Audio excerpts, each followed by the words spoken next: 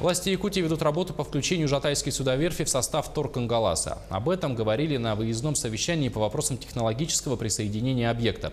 Обсуждались вопросы, касающиеся энергетики, тепло- и водоснабжения, водоотведения и газа. Подробности в материале нашего корреспондента Юрия Осипова. Жатайская судоверфь в первую очередь позволит обеспечить бесперебойные грузоперевозки в Ленском бассейне и арктической зоне, в том числе через Северный морской путь. Проектом предусмотрено создание до 10 речных судов и модернизация 6 судов в год. Флот устарел и требуется, конечно, уже обновление. Флота у нас в Ленском бассейне много, больше 1000 единиц. Для того, чтобы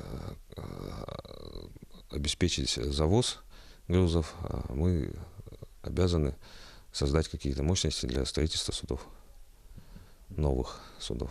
Строительство объекта планируется на территории действующего в Жатае завода. Она начнется весной этого года. С ресурсоснабжающими предприятиями обсудили вопросы подключения будущего объекта. Для того, чтобы обеспечить энергоснабжение объекта, нам нужно построить подстанцию 110/6, линию протяженностью в пределах 6 километров. По теплоснабжению, по обращению главы городского округа Жатаи, мы не стали предусматривать строительство отдельного объекта теплоснабжения. Будем подключаться к котельной Жатаи теплосети. Соответственно, за счет этого сокращаем расходы по стройке, и нагружаем котельную. Это позволит увеличить присоединенную нагрузку, соответственно, в последующем, возможно, даже снижение тарифов.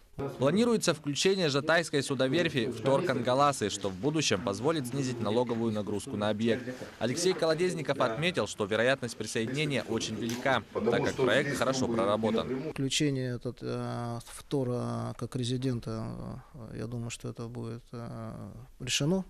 А вот касающееся получения финансирования на инфраструктуру, допустим, на энергетику, подключение по переключению на воду, это вопрос дальнейшей работы с Минвостокразвития.